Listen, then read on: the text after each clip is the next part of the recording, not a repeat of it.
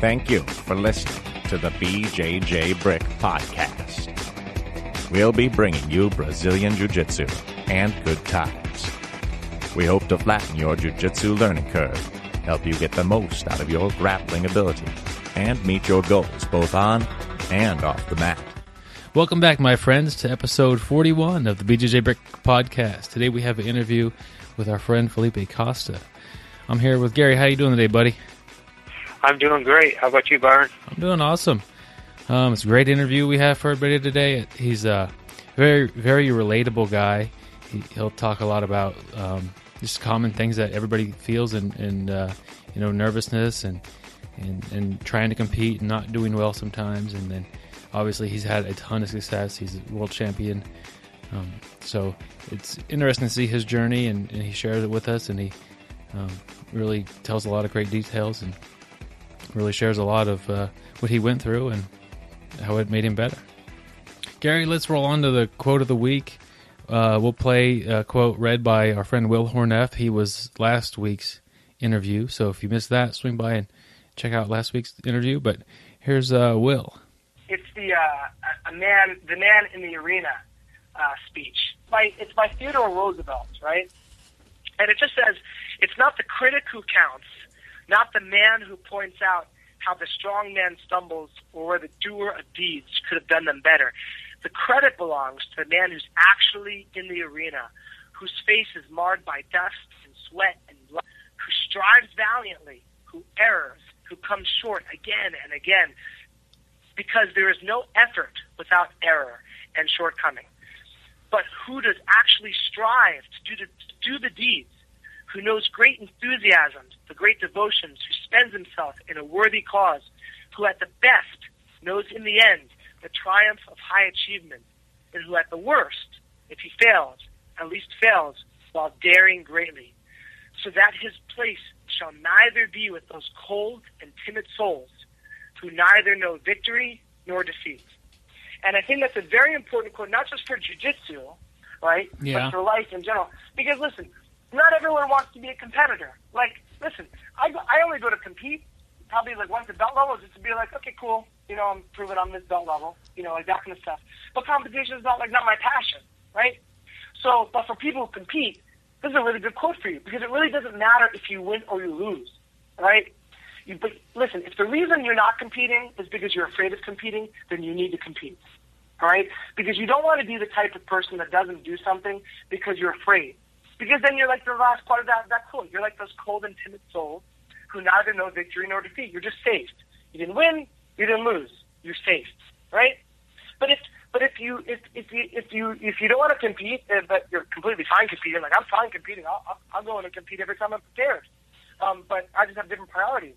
So like when I go to, I apply this quote, it's to my life, right? It's to different things, right? If you're afraid of taking a chance and failing because you're afraid of being defeated, you're afraid of erring, like that is not the way to live your life, because one day you're going to be sitting in your rocking chair as an old man rocking back and forth, and you'll be looking back over your entire life, and you're going to be looking at all the missed chances that you've had. You're going to be looking at all those things, right? And you're going to be realizing that every time that you played it safe in life, right, where you didn't do something because you're afraid, and even if you gained from playing it safe, you can't take that safety with you to the grave. The only thing that you can take with you to the grave is the type of character you had and the type of person that you developed into, right?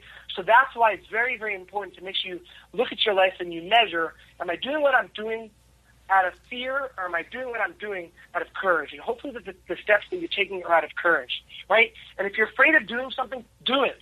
Like, it doesn't mean you have to keep doing it, but at least do it so that you know that you're the type of person that is, if he's afraid, is not going to allow his fears to limit him, right? So, like, if you're afraid of continuing in jiu-jitsu because you can't take being defeated, if that's really why you're stopping jiu-jitsu, then shame on you, right? But that's different than stopping jiu-jitsu because you have different priorities. You want to have more time for your family, or you want to do something else. We as human beings have an incredible gift of self-deception for why we're doing what we're doing, right? But we really know inside why we're taking the action that we're taking. So always examine your actions. Just make sure that the things that you're doing are being done out of courage as opposed to out of fear. So that's my advice, and that's why I like that quote. Yeah, and that's a great quote right there. That Will says right there, and as you can tell, he's an actor. The way he says it, we talked about that last week. He really put some heart into it. But the big thing is, he talks about unless you actually get out there and compete, you can't really criticize the people who are out there. What he says is, if he fails, at least fails while daring greatly, so that his place shall never be with those cold and timid souls who know neither victory nor defeat. He's basically just saying you've got to try. You win some, you lose some. You're going to learn from your losses. You're going to have fun from your wins and still learn some stuff. But you really need to just get out there, jump into deep water, and either win or lose. Just try it. Yeah, and Will talked a little bit about, like, if competing is not your thing, that's fine. But the quote, I guess it's more of a short little speech here. The critic does not count to the competitor. Yeah. So yeah, I mean, who cares what somebody on the sideline saying? If you're getting out there and you're competing, it doesn't matter what somebody on the sideline says. It's what you're doing yourself. Yep, it's on you to get out there and compete, to the best of your ability. And then a lot of that goes back to before you actually step on the mat and the competition, is to training hard and to figuring out what you're capable of doing. And that way you could know what your best performance is going to look like and get out there and do that. And, I also think it's not just necessarily competing they're talking about, too. You think about just trying to go to that gym the first time. The very first time you get ready to go to a jiu-jitsu gym, it's very intimidating, especially if you never trained before. And you're going to have people tell you, you can't do it and this and that. But, just going to that gym, you silence your critics. You're there. You're training. You took that step. You jumped out in the middle of the water. So, props to you for doing that. Yeah, Gary, that is a great point. If, I'm sure we have some listeners that have not actually started training yet. Obviously, you're interested in Brazilian Jiu-Jitsu if you're listening to this. But if you're on the fence or you're nervous about starting, go in and watch a class. It's not nearly as crazy as you're anticipating it to be. Otherwise, you would have started by now, because it's a lot of fun, and it's not just people getting together. They're normal people. Yeah. So. Well, I remember. I started training a couple weeks before Byron, but I remember you actually watched a class. You came in and watched a class, because I remember that's where I met you. And, just come in and watch it. Makes it a little bit easier. And then the next time, actually try the class. And you'll find a lot of great people there who will try to help you out and do the best they can to make you feel comfortable. Absolutely. It's funny that you remember that, because I don't remember my first few classes, so I believe that. Yeah, I don't remember coming in and watching. You were there watching, and I met you there. That was a while back, though, so that was okay. If I guess I forget that. Yeah, that was many years ago. But yeah, that was good times. But yeah, I mean, it's a similar hurdle. It's not the people at home telling you can't do this, you're not going to like it. It's a bunch of guys and they're going to break your arms and stuff. Well, first off, they don't know what you're looking into getting into. They're just guessing. They have no idea. It's not the critics that counts. That's the key word, guessing. People are guessing. You never know what it is until you get into it. And the best way is to stop guessing is to actually do it. And once you do it, I think most people find it very fun and very enjoyable. Yeah, it's not. It'd be a little. I do recommend, of course, the Brazilian Jiu-Jitsu, but if you want to do MMA, start with the Brazilian Jiu-Jitsu. That way, it's a more laid-back environment typically than an MMA class, and you get to meet the people who a lot of them will be in the MMA class anyway. So yeah, it's pretty laid-back. Easy way to test it out. Absolutely. Gary found us a great article by our friend John Connors, who had an interview a while back. I'll put a link to that on the notes as well.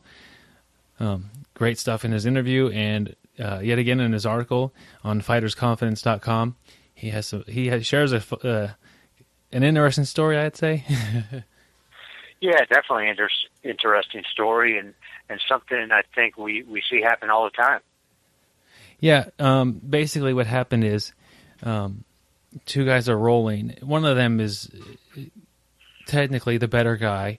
and normally would dominate the other guy, and he ends up in a bad spot. And then it's like that Little Caesars commercial, which maybe half of the people have seen that, but it's a funny, I think it's a funny commercial. And there's a link to the commercial on the website. And there's a link. Yeah, there's a link to the commercial right there. Okay, here's the Little Caesars commercial. We've got a young couple walking down the street. Hey, I'm getting kind of hungry. Want to get some pizza? We don't have time to wait for pizza. Little Caesars has hot and ready pizza, so you don't have to wait. Oh, she told you. Says the neighbor behind his car with 2 pizzas. He's just getting out of the car. Oh, he owed you. That was the lady with the stroller jogging with their kid. Oh, she owed you. That was a lady on a bike owning the last lady that just owns them. Oh, you're all getting old. That was the elderly neighbor sitting down and watering his lawn. Oh. That was the guy driving the trash truck. As it drives by, it pans to the back of the truck. Oh. Boom. 2 more ownages. Get a hot and ready pepperoni pizza for $5 or a deep dish rate only at Little Caesars. Pizza. It's like it's funny because it's so ridiculous. Like that wouldn't happen in real life. It You would happen think in a normal neighborhood. Yeah, and it's just like it's in the commercial. It's very lighthearted and just funny. Like it doesn't hurt anybody's. Who cares about getting known for a pizza and then get known for owning somebody else? So, but basically, like as this guy's getting the better of him, taken by a lower ranked guy, somebody starts yelling out like, "Oh, and John, I guess, was in the gym, but he couldn't figure out what was even going on. Like, why is this guy yelling like this? He looks over, he sees what's happening and realizes that, it's just, he's making this, he calls it the primal sound. He found it exciting that, the underdog was getting the better of the guy who's a little technically more sound. Yeah, and so this guy who was yelling, just drawing attention to the situation and basically making a big deal out of what is basically nothing. 2 guys training hard while the other guy literally is the critic on the sidelines from the last quote. Like, he's not rolling, he's done rolling. He's on the sidelines watching, commentating, really kind of humiliating the dude about ready to get tapped. Absolutely. And I think we've all been there. I think we've all been in a situation where, we're just rolling. A lot of the people have quit. They're watching us, and you get tapped out by a lower belt, and it happens. It happens all the time. It's normal. But there's no reason for somebody to call attention to it and make sure everybody realizes what had happened. It does make you feel a little humiliated. Yeah, and it's not, and John, he gets into it in the article, it's not the kind of a training environment that you want for your class and for your students. Like he even talked about, he talks really, the article's really big about the culture in your gym, but he talks about the guy, could easily just say, hey, this isn't a gym for me, and leave, and all of a sudden you lost a student, and that's happened at numerous gyms, around the world, and it will continue to happen if you do have this type of culture. Absolutely, and I don't want to make, it's not about whether you win or you lose while you're rolling, but it's not you're not competing with the person you're training with.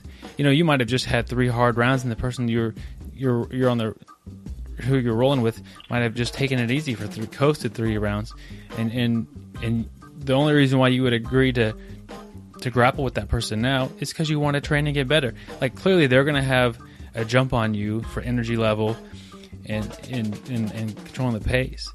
And it's good to roll with that person because it's good for you to roll more. Yeah, and you could even be trying stuff. You could let person may not have realized that you let him start with back mount. And, next thing you know, that rear naked choke keeps creeping in, but you put yourself in that position. You put yourself in a bad position to try to work out of it. And the nice thing about not having to worry about being humiliated, you're never going to be afraid to work on the weaknesses in your game. If I'm always afraid to get tapped and I've got really bad escapes, I'm never going to work my escapes. As John Connor says in the article, I'm going to hide my weaknesses. I'm going to bring my A game, my smashing game, and keep away from my weaknesses just so that I don't end up in that position. And, that's not the way to grow as a martial artist. Absolutely. He gives 4 points at the end of the article. Don't make the O sound, which basically boils down to don't make anybody feel humiliated for going out there and training. I mean, that could be just talking crap about their performance, or just getting excited that they're getting beat, or even if the guy usually loses, don't make a big deal out of it. They're out there training. They're learning. They're working on making themselves better as martial artists. Don't make any sound or gesture or anything like that would make it a negative experience. The second thing he has here is tend to your culture. That basically means maybe some of the more advanced students or some of the more experienced people would actually talk to the person who's doing the negative behavior. Yeah, you have to talk to that person as soon as you see it. You can't let it grow and fester. You just need to get right on it and say, hey, this isn't a practice that's conducive to a gym where we're all trying to get better. And sometimes we forget that maybe you're a 2-stripe white belt, or maybe you're just a white belt that doesn't, you've been rolling for a little while, or a blue belt. You still know right and wrong. And so, if this person comes in and they're new, and they're making a big deal out of somebody getting beat, it's not, the coach can't do everything. There's leadership roles in all levels of jiu-jitsu. It's more about personality than the belt around your waist. If you see an opportunity to help somebody correct their behavior as far as making the culture better, you should go for that and try to take a leadership role. Like, hey man, we try not to make a big deal out of people getting tapped. It's just training in here, and they're not actually competing, and so they're both out there trying to get better. Yeah, and that is a very, very good point. The coach can't see everything, and sometimes we just need to take it on ourselves. Like you said, the leadership isn't just the coach. It isn't just the higher belts. We all need to work together to make the gym a conducive atmosphere to everybody getting better. We all have a journey and a goal, and we're all trying to get as good as possible. Yeah, and there's, I guess it goes the other way too. Like maybe if you're fairly new, and your coach is yelling at somebody trying to motivate them to push themselves, and maybe it gets a little negative. Well, that's the coach doing his thing or her that thing. Could be different. The coach doesn't want a white belt or anybody come up and say, hey, you're a little bit hard on them. They're just training. So but know your place. But do know that if somebody who is going against the culture of your gym comes in and they're not, even if they're more experienced, they're not, they don't know what they're doing as far as is culturally wrong with your gym. Don't be rude about it. Just tell them, hey, that's really, we don't really do that around here, and we just try to have a positive learning environment. Yeah, and that's definitely, everybody wants that positive learning environment. The third thing they have on his list about getting out there and doing it is to be vulnerable and work on your weaknesses. And I think this is one of the biggest things to get better at jiu-jitsu. If you don't work on your weak spots, if you don't put yourself in bad positions, you're never going to get better. You're never going to have a complete game. You may have a very good top game, and once you get on top, you can just smother people and finish them there. But if you get swept and you're on the bottom, your escapes and your guard's very weak, you're never going to be the top quality jiu-jitsu guy. You need a complete game. And with a culture that is all about winning, you're going to, even in practice, you're going to have a hard time working on your weaknesses, because you're not going to want to lose. You're not going to want to put yourself in a bad position for fear of being humiliated. Absolutely. And that's you said it all right there, Gary. You've got to work on your weak spots, and you've got to be in a culture and an environment where it's not a big deal if you're in a bad spot and you're working on that. So true. The last thing on his list here is to go train. Train, the key word right there. Seems like a lot of people forget to train, but that's a big thing. Just train. Get to the gym. Have fun. Yep, and then keep on training. Okay, I guarantee you, if you train long enough, at one point in time, somebody's going to do that to you and kind of make a big deal out of nothing, and it's going to feel like, oh, Okay, you already got tapped out by a lower belt, and then everybody's this guy's gonna give you a hard time about it. Blow it off. It ain't a big deal. You already left your ego at the door, or it's gonna get thrown in the trash when you get in there anyway. I mean, if you've been training for a while, just blow it off. It's not a big deal. You come back, you'll be fine. Yeah, just blow it off. It's going to happen. Just come right back and train. Number 4, and train. But it is, I would say it's hard. Okay, so if a lower belt beats me, it's hard for me to tell the guy talking trash to me that it's not, hey man, we try to keep it positive around here. It's much easier for another person to kind of clean up that behavior, because it sounds like I'm just complaining about, my performance, and it's like it's a team. Stick up for your teammates. Don't make them have to go correct the behavior of somebody who's, giving them a hard time. It just sounds like they're complaining. Definitely. So great article, fightersconfidence.com.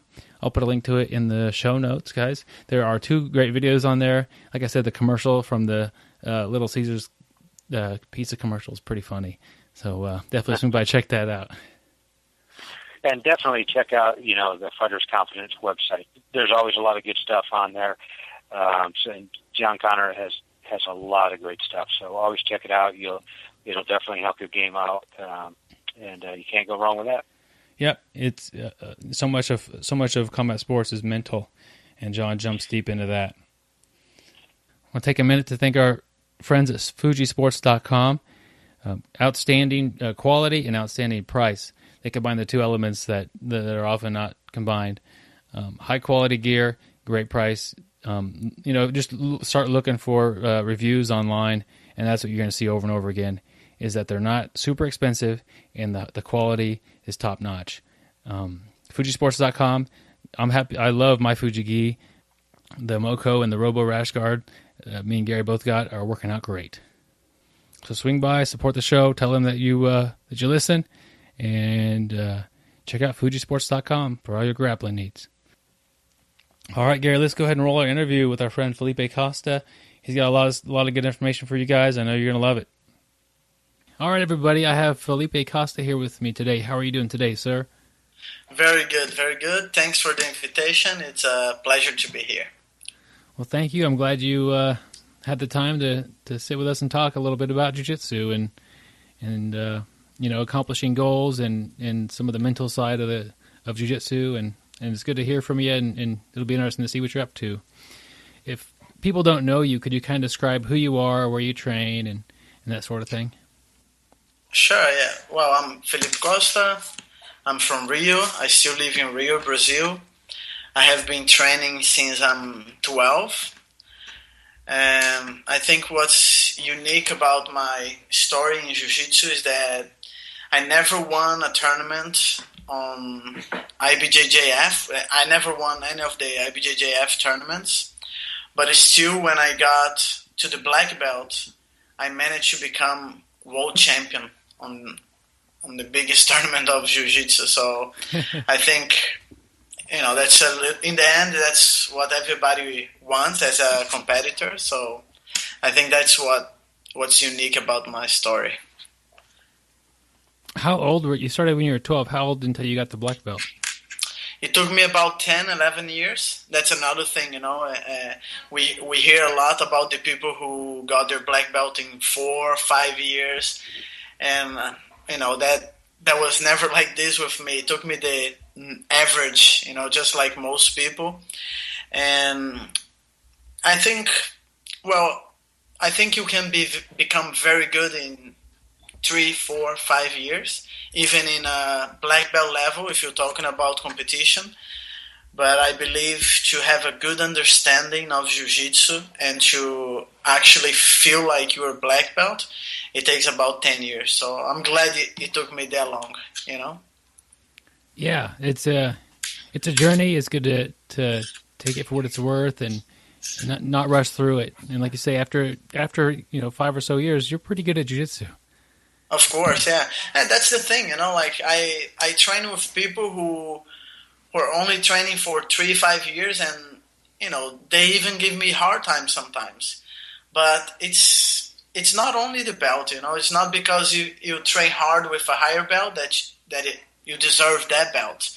The belt, it's it's showing what you have, acquired during your jiu-jitsu years, knowledge and the respect for the other people. It involves everything, not only being tough, so people have to remember that. I see people, of course you have to worry about getting your next belt. That should be your goal, but not in the sense that you want it no matter what. Because in reality, your ultimate goal is to become as good as you can be. So that it doesn't depend on your belt. You can be a black belt and not reach your full potential, or you can be a guy who's going to take longer to get there, but really become as good as you can be. I think that should be the ultimate goal. I like that. Even if you reach the black belt, are you really reaching your full potential? Exactly. That takes a little bit of the focus off the belt and more about getting better for yourself. Mm-hmm.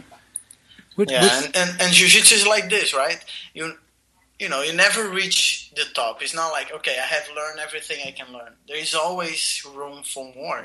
That's what's so cool about jiu-jitsu. Yeah, no matter how long somebody's been training, they always continue to learn more and get better and get better at the things that they already know. That's one of the cool things about jiu-jitsu.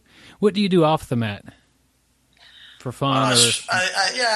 I spend time with my family. I go to the beach. I live in Rio. It's a city that is very mixed with the nature. So I like to visit parks, go for walks, and of course go to the movies. Things that are very laid back, and spend time with friends and family. If somebody hasn't seen you compete or even rolling at the academy, how would you describe your style of jiu-jitsu?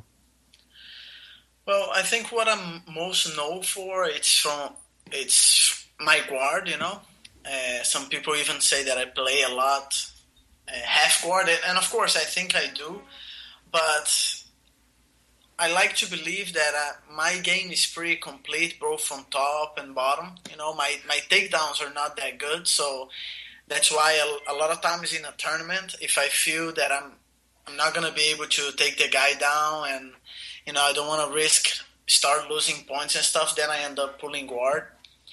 But, well, yeah, what people know me, it's from my guard, but I like my top game as well, And of course, I like to take the back a lot, so there's also a little bit what I'm known for, attacking the back. Do you prefer to get to the back from your guard or from top?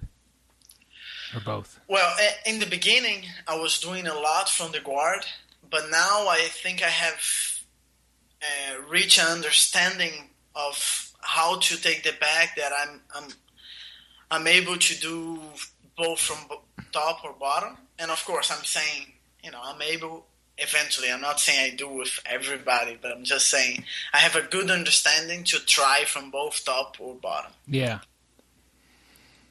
You have an interesting story about your early competing and the mental side of it. Could you share some of those? Yeah, sure. Well, the thing is, in the very beginning, well, first of all, I like to say that I'm just like most people, whoever is listening to our conversation now and think that they get nervous to tournament and they think about giving up, not going anymore. That's exactly how I feel, how I have been through over the years, and still today I have my moments where I'm doubting myself, if I can really do it and how good I am and all this. So in the beginning, I would get in a tournament and my feeling would be that what I'm doing here, I don't want to be here. Why do I put myself in this situation? That's the kind of stuff that would go through my head all the time.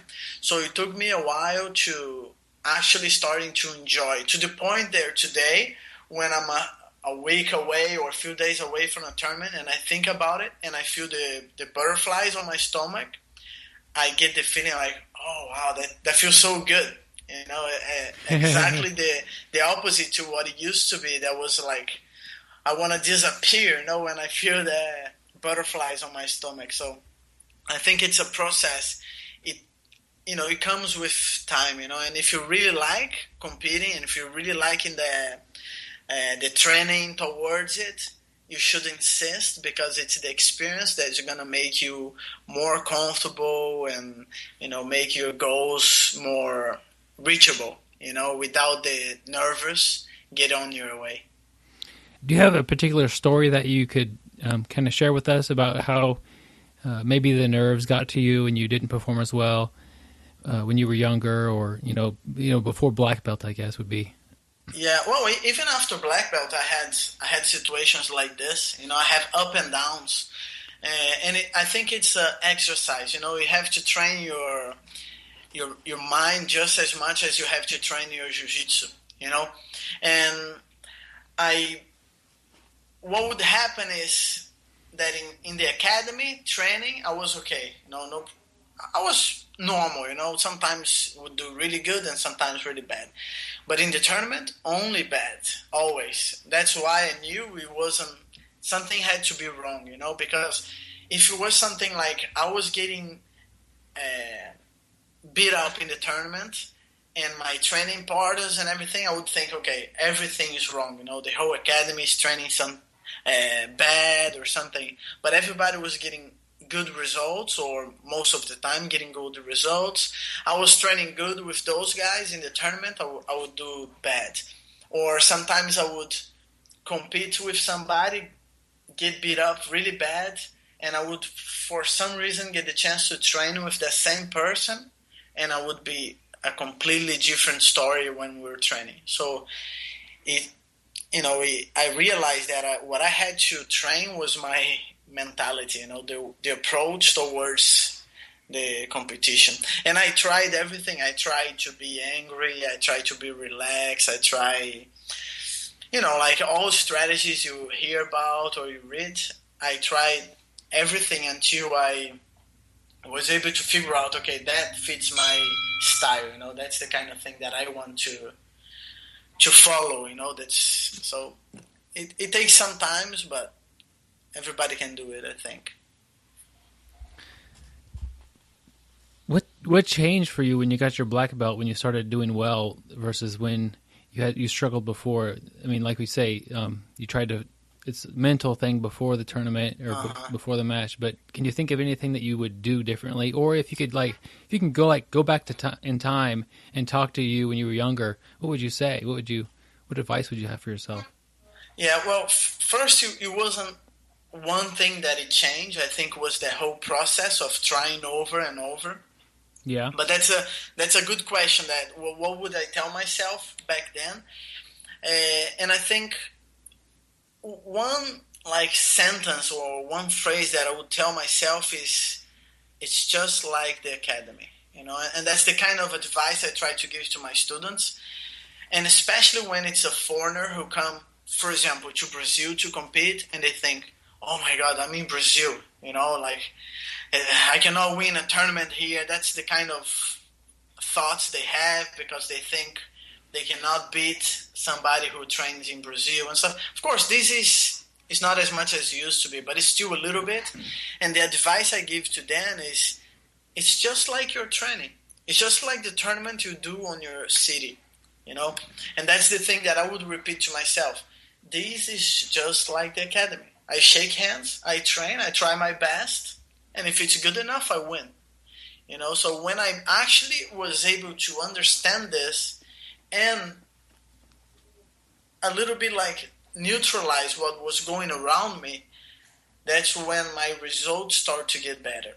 You know, I only won IBJJF tournament as a black belt, but already on my last year of purple and my years of brown belt, I was already getting better results. You know, I was winning smaller tournaments. I was getting closer on bigger tournaments. So it was not a magic, because when I say I never won before and I won as a black belt, people might think that was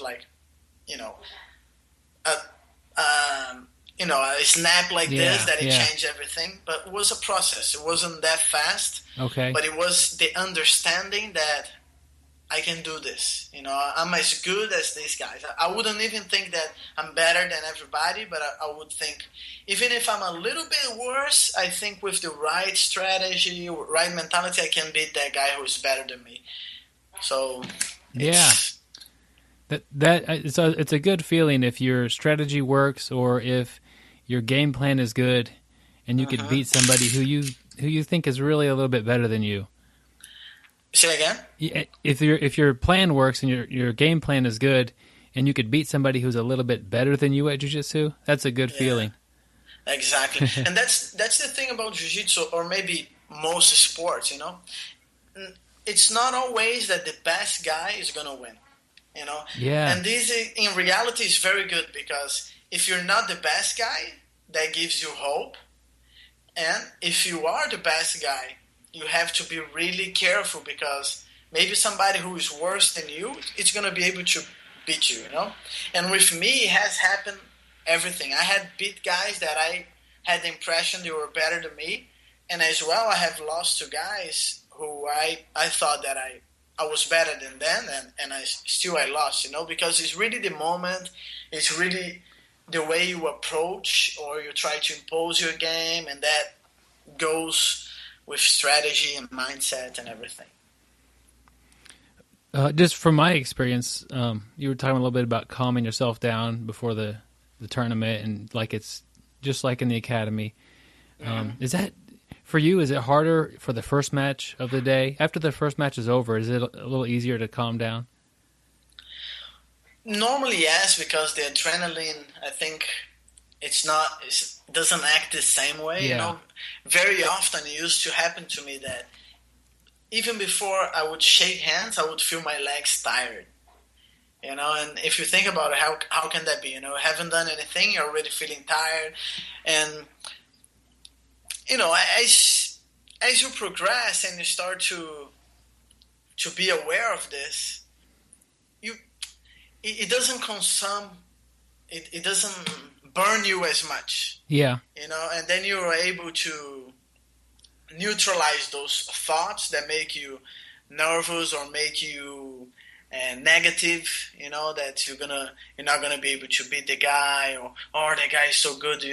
You saw how he submitted the other guy on the previous fight and all this. And that's also a mistake that I see a lot. People, they a little bit decide on their head if they're going to lose based on what they saw their opponent doing.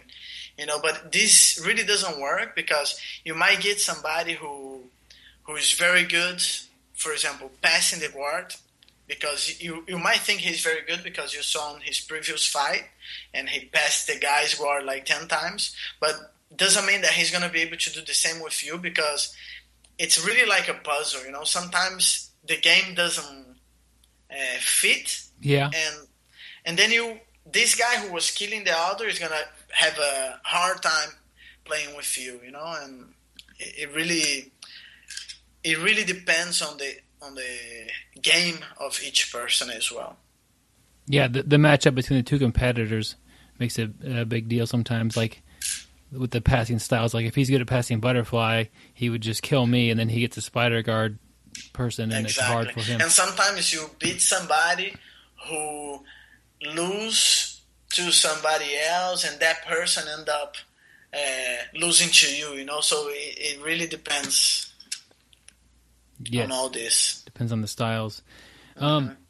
You have any camps going on or any training sessions that people could go do with? Yes, I have. We're going to have in Cancun this September 5 a camp where I'm going to be teaching with Comprido and De La Riva. It's already going to be our third camp in Cancun. It's a lot of fun. It's a camp that is a mix of tourism with jiu-jitsu training. It's not a camp for if you're getting ready for some kind of competition. It's a relaxed atmosphere. I go with my family. All the teachers take their family. Very often people go with their girlfriend or boyfriend, and they don't even train. They just go to relax while you're doing jiu-jitsu. So it's very, very much a mix of tourism and jiu-jitsu. So it's a lot of fun. And how, you said it's on September 5th. When did you say it ended?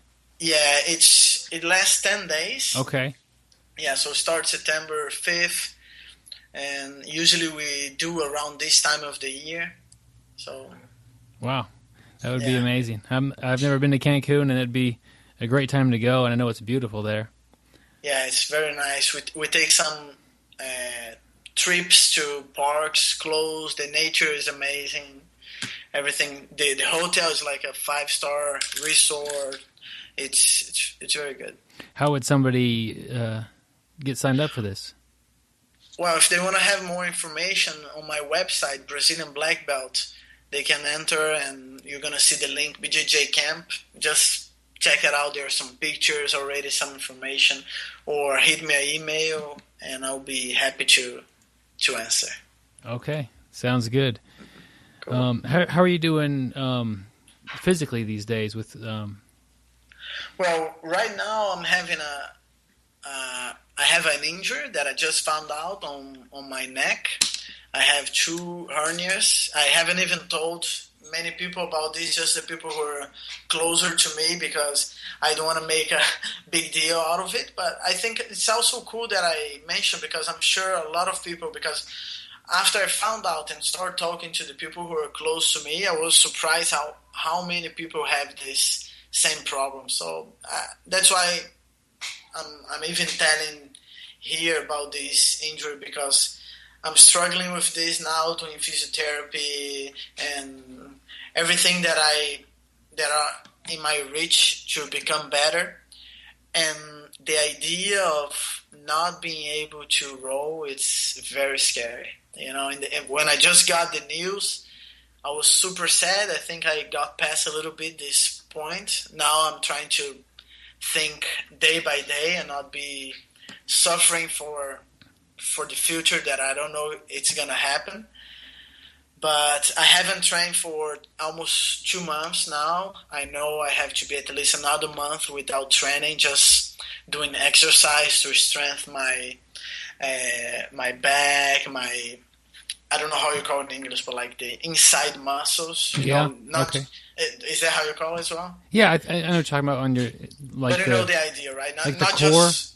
Because, for example, I have strength to pick up, a bag of 20 pounds, but that's not the kind of strength I need to treat what I have. I need to work the little muscles, the muscles inside. For example, when you do a sit-up, you have the strength, the abs, what you see, like when somebody has the 6-pack. Yeah. That's not the muscle I need to work. I need to work the muscles that are behind that, inside. And some little exercise that for somebody who is used to train jiu-jitsu very hard, it's very frustrating, because sometimes I go to the physiotherapy and I do little exercise that doesn't even get me tired. And then the doctor say, okay, that's it for today. And it's a weird feeling, but I'm going over this now, but I'm sure, the best is going to happen, whatever it is. Yeah, I think that's interesting that you're talking about your injury. About a month ago, we did 2 episodes on from our listeners talking about their injuries that they got, and several of them were back injuries that were similar to yours, and they really stressed doing the physical therapy, and it seems like it's real hard to get through, but if you do what they say and you work hard and you have the dream and the goal to get back to normal, that you'll get there. Yeah, I'm sure. Well, I have been through all kind of injuries. A very serious shoulder injury, not as serious knee and foot and everything like this. What's the problem is, for example, when I had my shoulder injured, I would do the physiotherapy, even the possibility of the surgery and all this. But I knew this would not stop me from training. I knew I would train. When my shoulder was hurting, if somebody would tell me, man, if you keep training, that's going to hurt 10 times more when you're older, I would be like, I can take that, it's no problem. But the pain that I had on my back, if somebody tells me, Felipe, if you keep training, in 10 years, it's going to hurt double or the same as it's hurting right now, I would rather stop.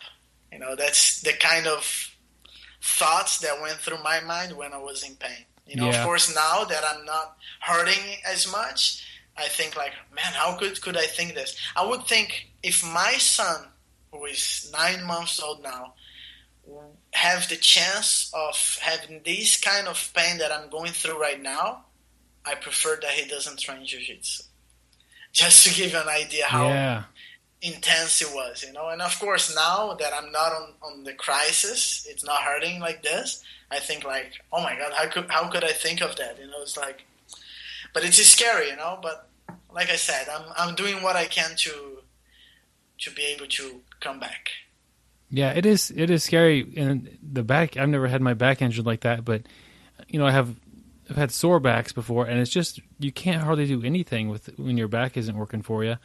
And I know that, you know, back injuries are synonymous with people taking like strong pain medicine and then not wanting to stop because it helps so much because they have to deal with the pain that way. Yeah, that's the thing. I haven't taken any drugs. I decided not to because I really want to, because, you know, when you have an injury on the back, like I just said, it's not like having a knee injury or a shoulder.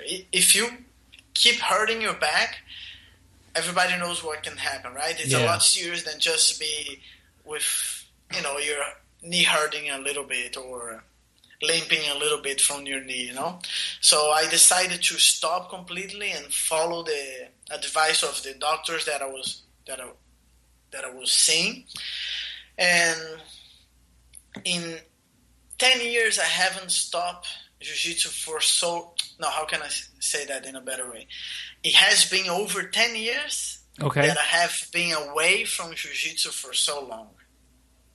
You know, so never had an injury that kept me away for 2 months in the last 10 years, you know? So it's a weird feeling. Yeah, that would be a weird feeling. I mean, you started when you were 12 and you've dedicated much of your life to jiu-jitsu, and then to be pulled out of it, that would be a very weird feeling. But best of luck on getting healed. I'm sure you will.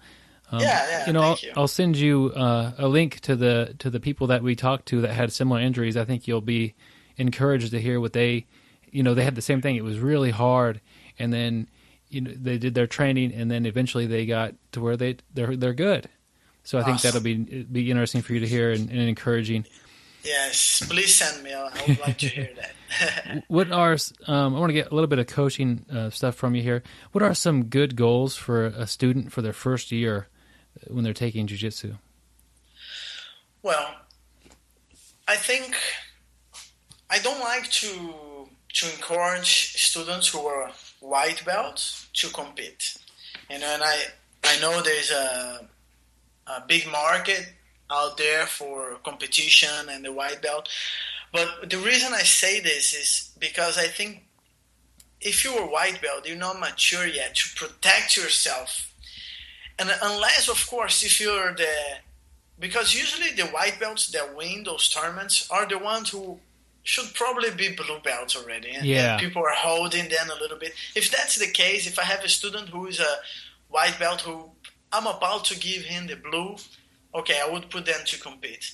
But somebody who is training jiu-jitsu for just a couple months or something like this, I would not encourage to compete. So I think my advice for somebody who is on the first year is that he shouldn't be thinking too much in the way a competitor do. Because if he does that, he's going to be worried about, did I get my 2 points, or should I hold 3 seconds? And I think that's not the moment to think of this. I think this has to be a little bit more, a little bit later when you train. I think in the beginning, you have to get a good understanding of how you defend yourself, how you don't get tapped, how you tap somebody, the goal in the jiu-jitsu is to be able to defend yourself and eventually to be able to submit your opponent.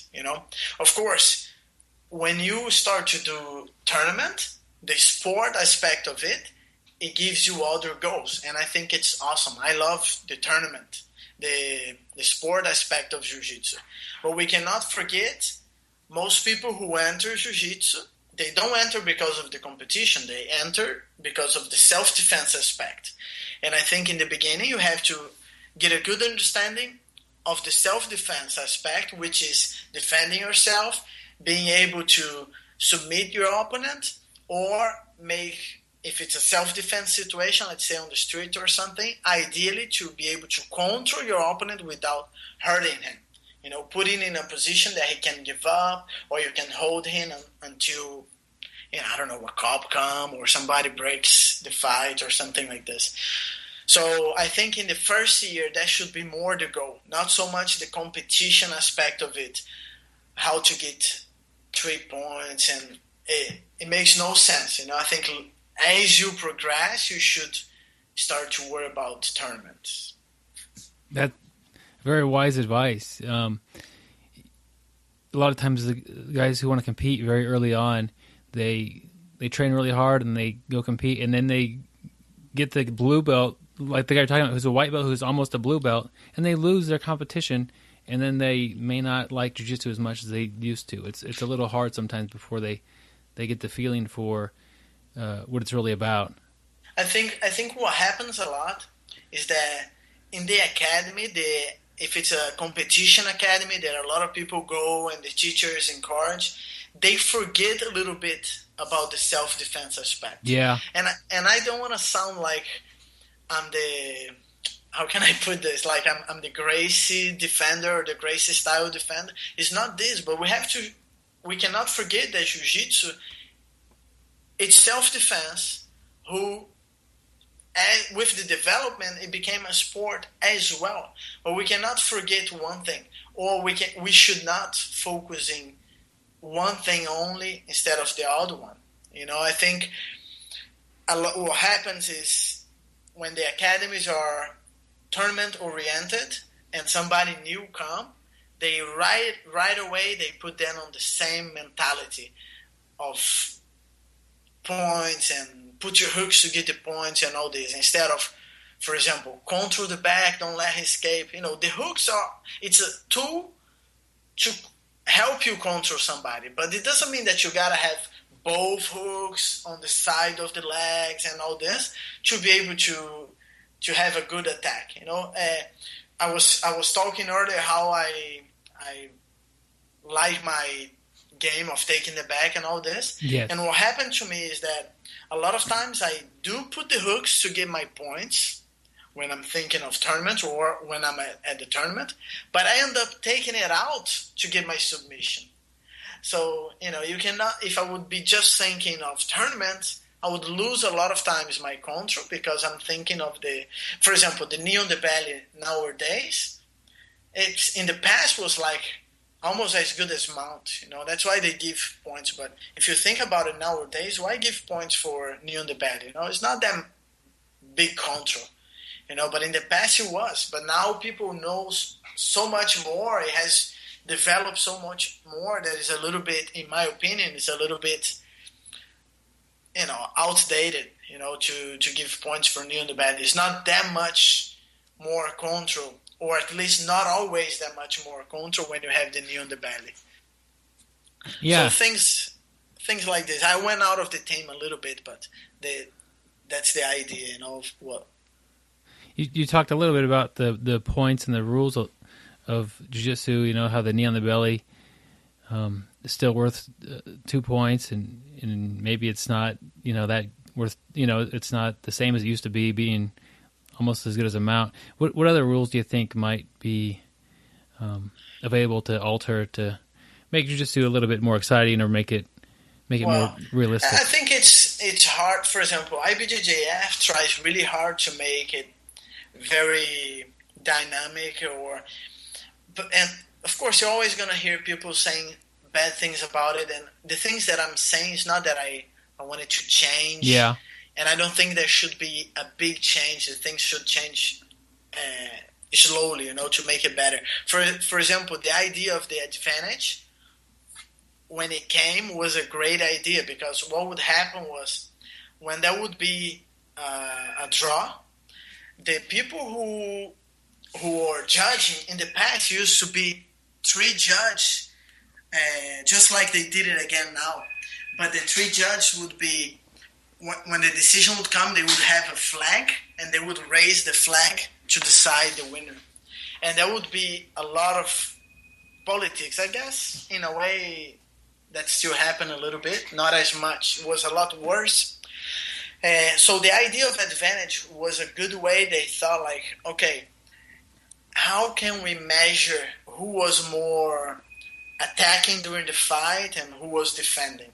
So let's give the advantage, so it becomes easier to decide if there is a draw on points, and no submission, who won. So initially the idea was great. And then, of course, a lot of people now, they just fight to get the advantage. And that's the strategy. It comes with the sport, For example, now there's a lot of people talking about the federation that Rickson is going to make and all this. Yes. And they love to give the example of the Budo Challenge tournament that he gave. I don't know who saw this, because that was a long time ago. I even had a student of mine who fought. He was from Belgium. I mean, he's from Belgium. He's still training and everything. And he was invited to fight. And the rules were, and he wasn't even a black belt, but, I guess it was the best they could find at the moment. And he ended up losing to a Japanese who was a judo player, and to Leozinho Vieira. And the rules were, he would get points for submission attempts. And when you see the highlights of the tournament, a lot of people think, oh, that was amazing, that should be back and all this. But when you watch all the fights, it was a big failure. He couldn't, that's why there was only one edition. Because people were doing lousy attacks just to get points. So there were fights that people would make 7 points, and not even one submission was even close to tap the guy out.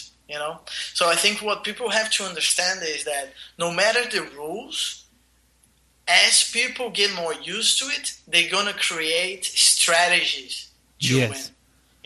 We have, everybody have been watching Metamoris, right? Yeah, absolutely. It's in the beginning, the first one, everybody was going for the kill and all. Later, you start to see not as much, because people are getting used to the type of rules and how it is, and they start to make their strategy as well.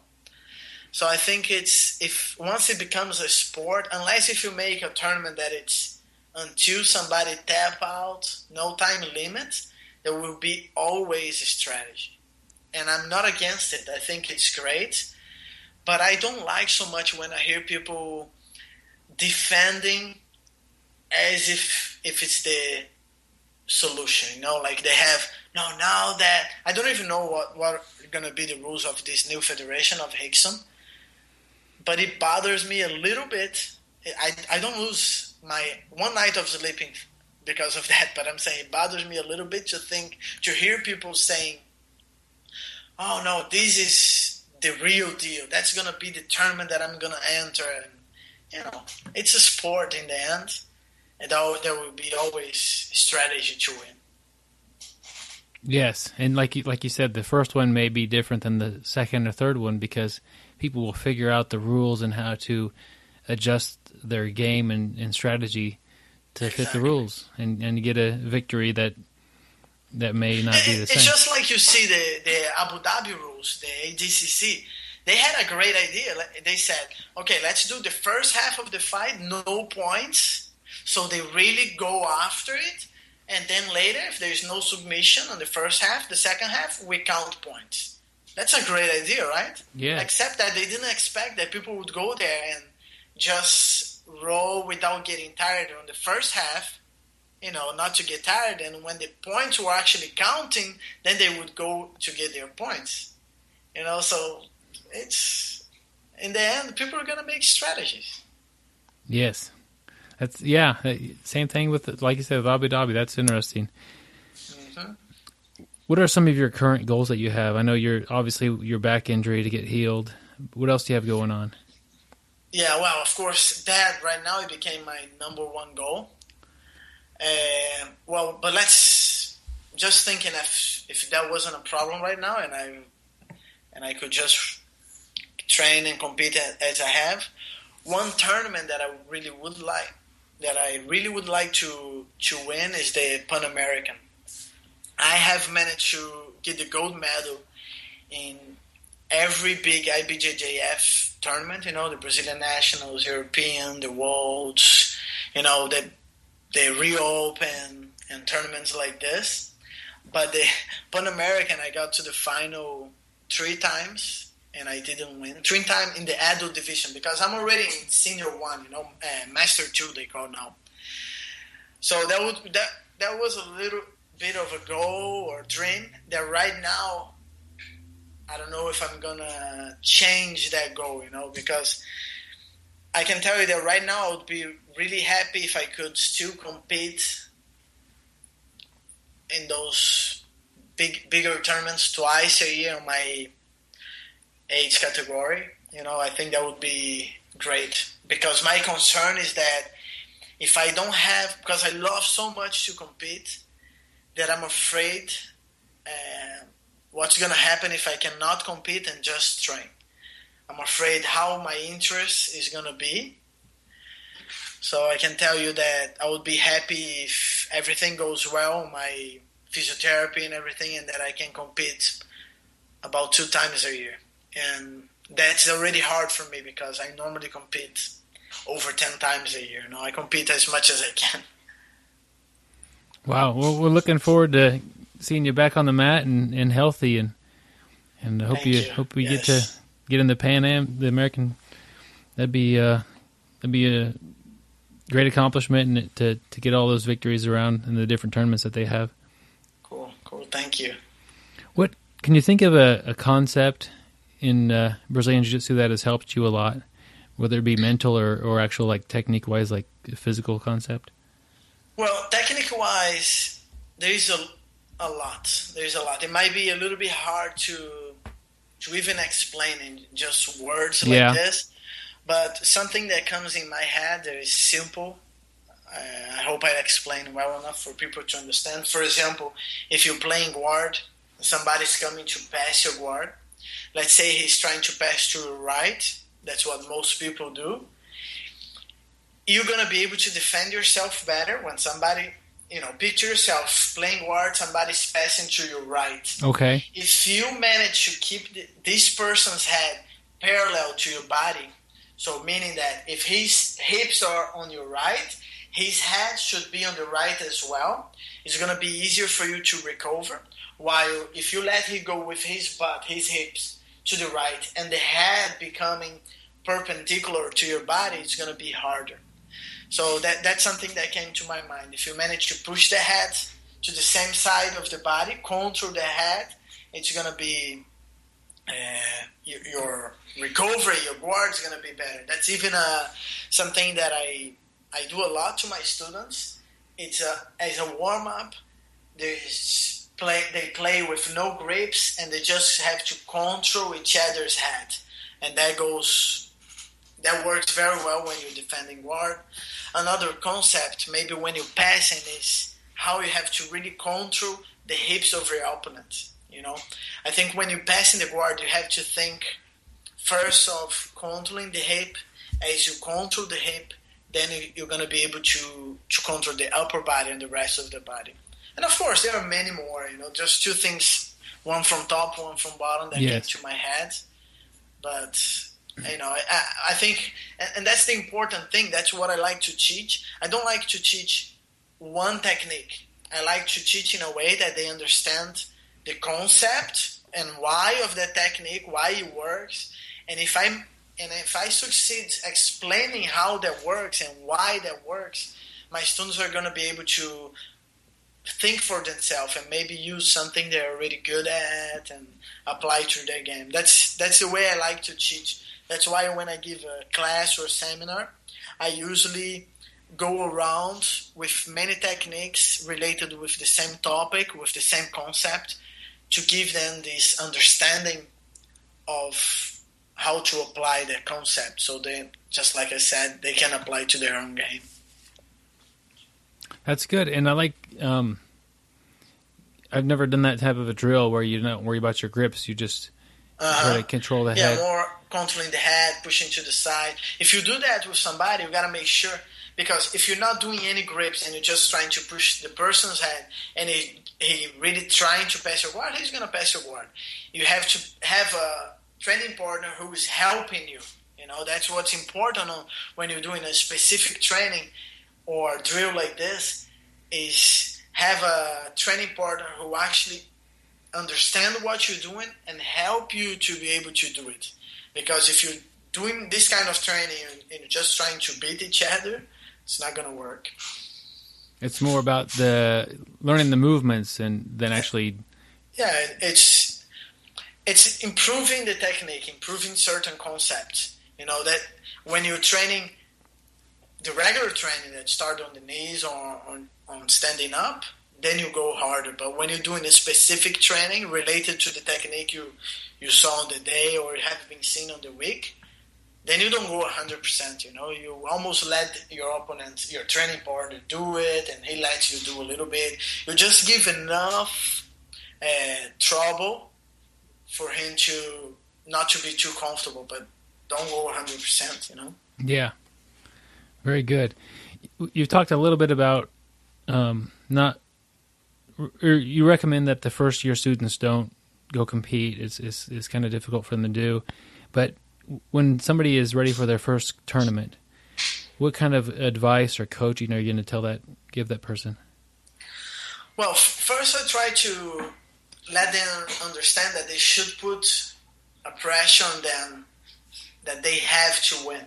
Of course, I want them to win, and they probably want to win as well. But I think they have, you know, when you're introducing somebody to a tournament, you have to give them the idea, or you have to give them the feeling that it's fun. You know, this is a continuation of the training on the academy. If they go to a tournament with the pressure that they have to win and they lose, they maybe never want to compete again. Of course, if you have a guy who is a natural competing, who really, you know, you always get those students who don't get nervous and all this. There's always these, you don't have to worry, you know. It's like it's natural then. But when you're preparing somebody that is not like this, who is really nervous and is really worried about what other people are gonna think if he doesn't do so good, you have to make sure he understands that he's going there as a continuation of his training. You know, if he wins, that's great. If he loses, it's going to be a part of his learning process to find out what he's doing wrong, what he needs to work, things like this. You understand what I mean? Yes. It's not only preparing a champion. It's preparing somebody to have a good understanding of their training and their body, how they react if they're nervous and things like this. And then once they get the feeling, even if they lose, if they enjoy their time there, you can be sure they're going to try again and come back. That's very good. How old were you when you were a blue belt? Do you remember? I got my blue belt when I was 15. When you were 15? Yes. What were you like? Were you a good student? Did you pay attention well? Did you? Yeah, I paid attention to the details very much. I was a guy who would repeat the techniques not only until I got it right, but until I had a good understanding of what it was. I try not to be creative at that time. You know, in the beginning, I would trust very much what I was taught. What the teacher would teach me, I would try to apply in tournament.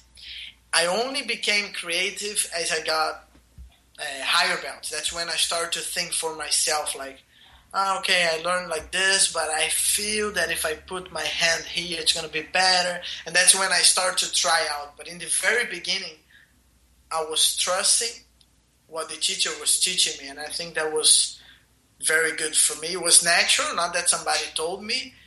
I don't know, it was just like that. But I think a new student, I would give advice like this, like, for right now, copy what I'm telling you. Once you have a good understanding, and then you're going to realize, like, oh, okay, I can try it like this. You're going to be able to think for yourself soon enough.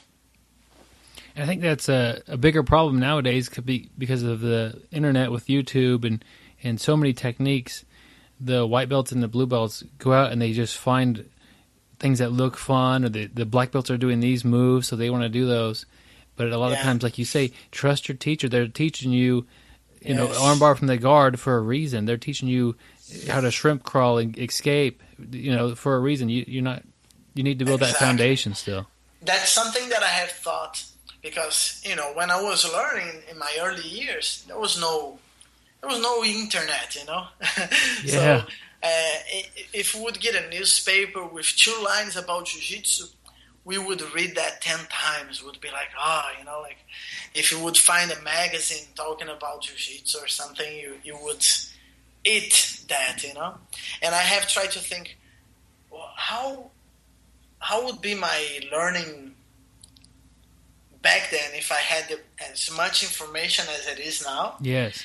And I think it could go both ways, Maybe it would make me much better, but maybe would slow down or maybe at least I would be, like we see every day, people trying to do the fancy stuff, not really knowing how to do the basic. And I think people have to understand that whatever fashion technique of the moment that people are doing, whatever it is, whatever you think, it came from somewhere. It came from something more basic. And that's why it's so important to learn the basic. That includes the self-defense. Even like a wrist turn that you do when somebody grabs you on the t-shirt. Like the most basic self-defense, you're going to apply in your jiu-jitsu game as well. Even if you're just focused on the sport aspect of it, as it is today. Even myself, I can say I'm just focused on the sport aspect. I can never imagine myself nowadays getting in a self-defense street fight situation. It would have to be something very unexpected for me to get myself in this situation. So even if you are only focused on the sport aspect, even if you want to do the fancy technique of the moment, you're going to make it better if you have a better knowledge of the basics. So, especially in the early years, be sure you understand. We hear about this, everybody repeat this all the time, right? Like, learn the basics. It's almost annoying to repeat this and even to hear, but it's the truth. Understanding where it came from. If you learn something new, you're going to be able to put in your game much faster if you have a good base. Yes. I like the analogy, like jiu-jitsu is like a tree. It's like build a real strong like a base of a tree. And then, as like you said, when you start to be creative in purple belt or brown belt, and the branches are you, and they're which you have done to your own jiu-jitsu, but without that solid tree, it's not gonna stand up. It's true. I think that's a great example, and that explained perfectly what I was trying to say. Now, what advice would you have for somebody who is going to be competing and they're trying to figure out a game plan? We've talked about how important it is, and you could even beat a better competitor than you if you have the right game plan and you have a good strategy. Do you have any tips for making a strategy? Well, I think, for example, if you were my student and you came to ask this, what should I do? I'm going to compete next week. I would try to find out, okay, what you're doing in your training that is working. I think it would be a mistake to say, okay, you're going to fight that guy who is a great, a guy who passed the guard with the knee cut. So you should do this, I think it's wrong for me to try to build your game based on somebody else's game. Yes. I think my advice to you would be, okay, let's think of what are your strong things, close guard or half guard. Okay, so these are, if you're on top, you like to do this. If you're on bottom, you like to do this. What are you more comfortable? Oh, I'm more comfortable on top. Okay, on top, how are your takedown attempts going to be?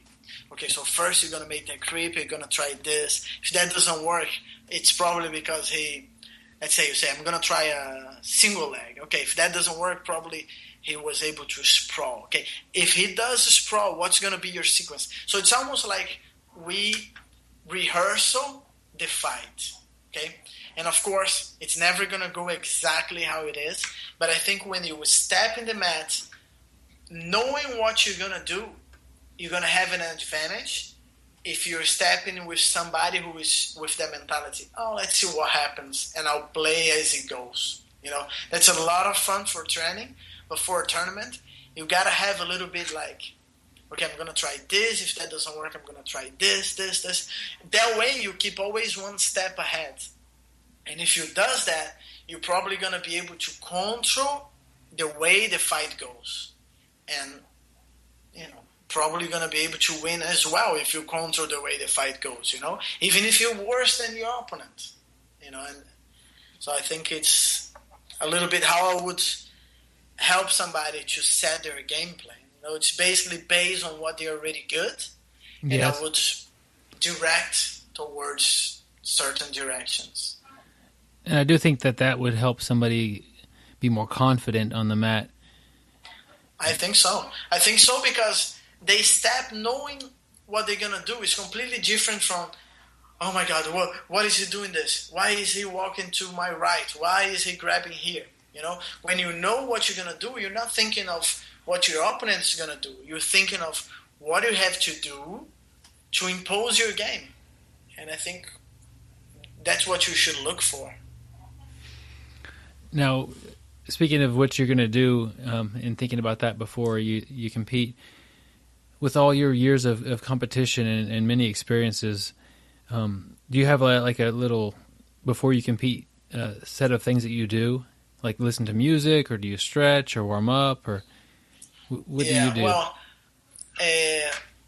first I try, every time that I noticed that I was doing something, because everybody needs a ritual, right? Some people, for some of them, start when they wake up. Like you said, they put a certain music, they eat a certain thing, they have a certain amount of water. All those things I think are very valid because it gets you going. It's like, okay, I'm getting ready for something. I'm getting ready for the tournament. But if I don't have anything that it's more like of a superstition, you know? Yes. And if I notice that I'm starting to do, for example, I'm going to use the same shirt or the same sandals, I'm already like, no, I'm going to put another sandal just on purpose. So just to confirm that I'm not doing good because of that shirt. I think this is silly. And even the people who do use those things, when they think rationally, they know it's, you know, they're not doing good because of that T-shirt or something. You know. Yeah. It's like, oh, I don't have my good T-shirt. Yeah, but have you been training? Did you prepare for the competition? You know, so I have my good T-shirt, but I didn't train for a year. You know, you're not gonna win. Yeah. You know? That's sure it's not gonna help you. Yeah. So, but what I do, answering the question, what I do is, once I get there, I try not to, for example, in between fights, I don't go back on the stage or avoid that. Because even if it takes 1 hour for me to fight, I like to be closer to the mat area, you know, more concentrated. Another thing, I try to breathe, you know, be conscious about my breathing right before the fight. Often, if you see me right before, you might catch myself like with my eye closed, breathing hard, you know, and really concentrate on my breathing. That's something I learned just after I got my black belt. I didn't learn from my jiu-jitsu teacher. I learned talking with other people who who are more specialists on this. So, it's really whatever you do, don't try to copy somebody, oh, everybody's wearing the nice headset, I'm going to have it too, like, come on, like, do what you're comfortable, try something. If that didn't work in this tournament, try something else. Soon enough, you're going to see what works for you, and that's what's going to make you comfortable, relaxed, or more aggressive if that's the kind of style you have, and whatever works for you. That's good, and it takes some experience to figure out what works for you, and what will help you the best before you compete. But like you said, if you happen to win and you have this shirt on, the shirt didn't win. It was your hard work and your training. Yeah. So of course, that's funny. But I know people are like that. And that's another thing.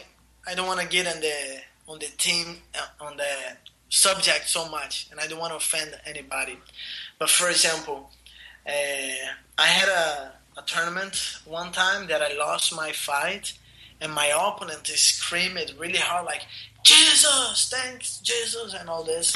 And, I think it's okay, but he forgot that, okay, so I was like, okay, so from his thought, he's saying that Jesus chose him over me. Why? What did I do wrong, So I think people have to separate a little bit, And it's not that you cannot be religious, and I am as well. But I think you cannot forget that in the end, it's just a sport. It's not being choose who is getting ready to go to heaven or not. So let's. Yeah, maybe instead of thanking for the victory, thank for good health and the opportunity to do your best. Yeah, something like that. And I mean, just to do your best, and like you were saying earlier, be the best that you could do at whatever belt you're doing is more important than just being that belt. And, exactly. Those are important things. Yeah, it's going to be the hard work and all this. Yeah. If you're a religious guy, it's no problem, but come on. Somebody's got to lose, somebody's got to win. Exactly. And everybody could be good. And that's not going to be based on how good of a person you are. Yes, yeah. It's going to be based on some other things. Or maybe I'm wrong, but that's just my opinion. Yes. What are some traits of a good student? Good aspect of a new student that I had to pick is somebody who listens, because it's very frustrating for you to correct somebody over and over about the same stuff. It's a guy that when he's training, he's not making his training his competition. He's not like trying to win the other person, but he's actually almost like a dance. You're trying to dance with the person. You're trying to apply the techniques you have been working, and even when the guy is attacking you, if it's somebody who you feel you're heavier than the guy, for example, you don't apply 100% of your weight. You know how to go with each person you're going. If you're going with a newer student than you're giving him a break a little bit, let him try the stuff he's been working and all this. Unless, of course, you're preparing for something big, if it's, okay, now it's tournament training and all this, then you have to go 100%, it's no problem. But I think on the regular training, it's better if you train more relaxed. Yeah, that does sound like a good student, and it is frustrating to teach something. Say your right leg goes here, and then some students are not going to do it that way, and you have to go tell them again. Yes, and you can say it 3 or 4 times. It's okay that they make mistakes, and you have to correct them, but it's annoying if you have to do over and over and over. It just shows that they are not listening to you. So. I'm on the website, BrazilianBlackBelt.com, and I clicked on the BJJ Camp tab there, and it's got tons of really cool pictures, and it looks like an amazing vacation and a lot of fun activities that are available. It's been going on for many years. Do you have any fun stories or anything that you could share with us about being at one of the one of the camps? Maybe off the mat, something happened that was funny or fun? Well, actually, we have been doing this camp for over 10 years. You know, Yeah. our first camp, I think, was 2003. We used to do in Rio, and we did in Rio for 10 editions. We used to have like 2 times a year, you know, and then later we just start doing a little bit less. Comprida and I have been doing it together since the beginning, and we had always new people. You know, we had Demian Maia, we had Jacaré. Last year we had Caio Terra, you know, so we're always trying to invite somebody different and with different game styles than ours. And like I said, it's not only the training itself, but also the hanging out, staying together, everybody staying in the same hotel, so we go out together, you know.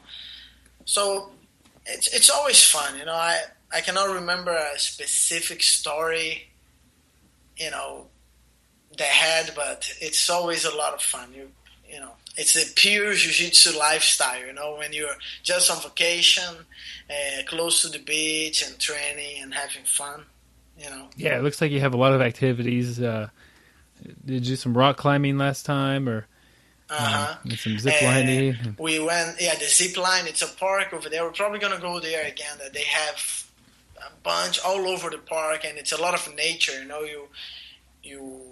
You swim on the. It's not like a pool, you know, like you go wet and wild park that it's a lot of pools. Not that it's not fun; it's fun, but this is even better because as you're swimming, there are fishes and all kind of nature around you. It's very cool.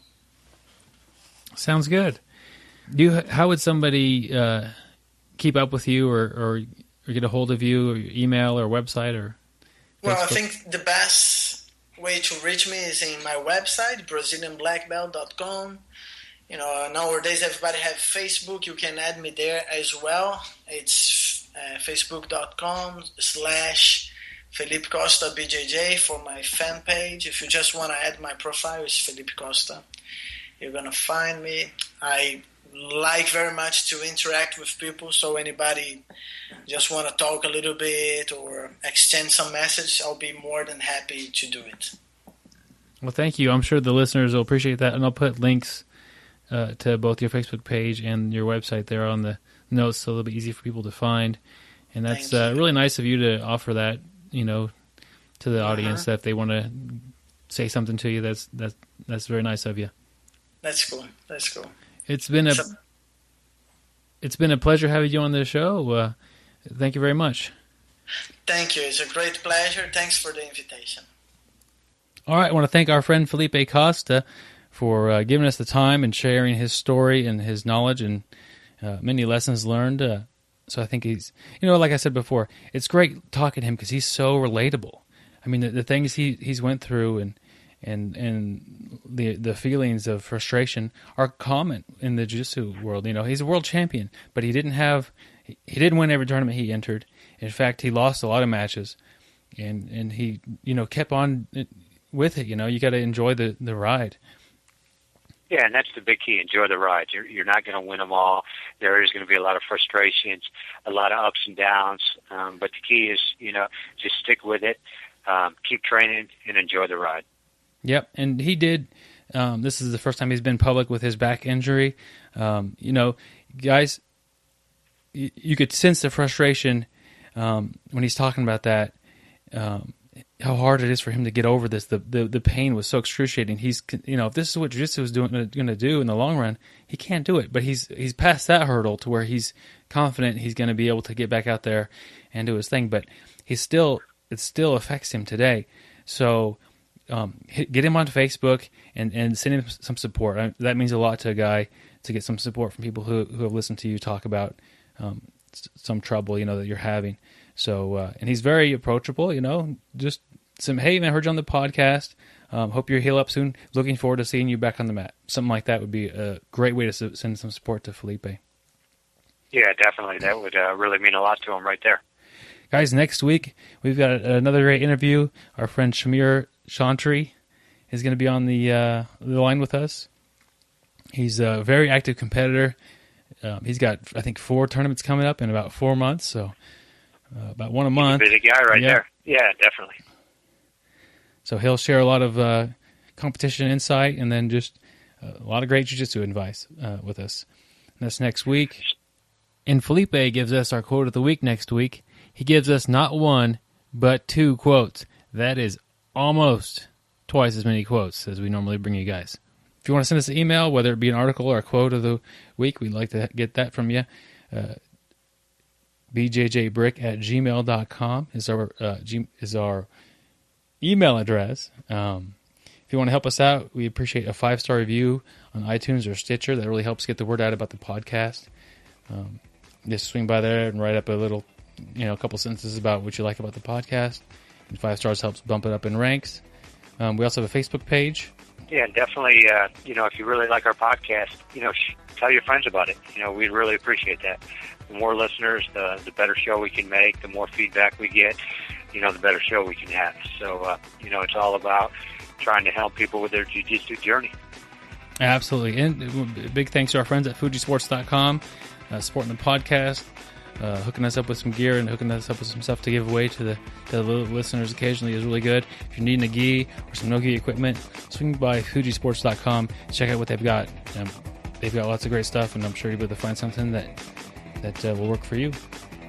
Yeah, definitely. Great product, great quality, great customer service. Check them out. One last thing, guys. If you're in the area and it's not the most traveled area in the world, but Wichita, Kansas, drop us an email at bjjbrick@gmail.com, and we'll be happy to get on the mat with you and train, guys. Yeah, that'd be a great time. Train with our listeners, and we'll definitely learn a lot from you guys. So we'd really enjoy that. If you're in town, give us a holler. Absolutely.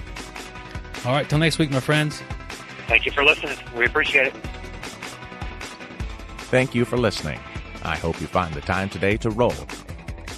After all, the best way to get better at Brazilian Jiu-Jitsu is to do Brazilian Jiu-Jitsu.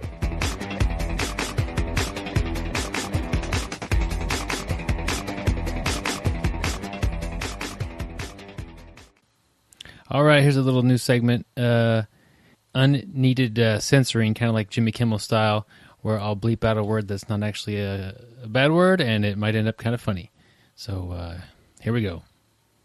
If you want to send us an email, whether it be an article or a quote of the week, we'd like to get that from you. If you're in the area and it's not the most traveled area in the world, but Wichita, Kansas, drop us the bjjbrick@gmail.com, and we'll be happy to get on the mat with you and guys.